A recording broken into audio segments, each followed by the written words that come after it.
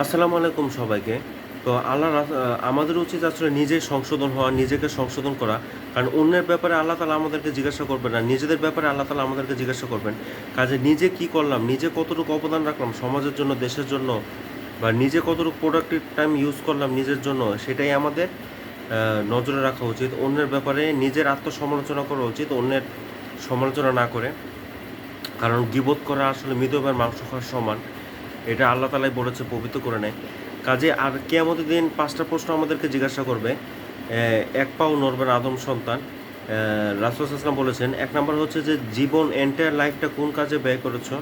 2 নম্বর হচ্ছে যে ইয়াং বয়সটা কোন কাজে ব্যয় করেছো। 3 নম্বর হচ্ছে যে কোন পথে আর্ন করেছো।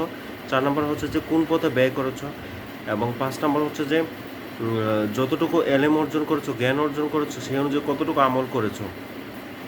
কাজেই বুঝতে পারছেন যে 5টা প্রশ্ন ছাড়া আদম সন্তান আমরা এক পাও নড়ব না। কাজে আমাদের উচিত নিজের সমালোচনা করা না, অন্যের সমালোচনা করে সময় ওয়েস্ট না করে নিজের সমালোচনা করা। কারণ সময়ও খুব দামি, জীবনও খুব দামি। মানুষের জীবন সমান সমান সময়। কাজে আমাদের উচিত সময়কে প্রোডাক্টিভ কাজে লাগানো, দেশের জন্য, সমাজের জন্য সময়কে কাজে লাগানো। মানুষের উপকার করলে আল্লাহ তাআলা খুশি হন, সমাজের উপকার করলে আল্লাহ তাআলা খুশি হন। তো আজকে এই পর্যন্ত, সবাই ভালো থাকবেন, সুস্থ থাকবেন। আসসালামু আলাইকুম ওয়া রাহমাতুল্লাহি ওয়া বারাকাতুহু।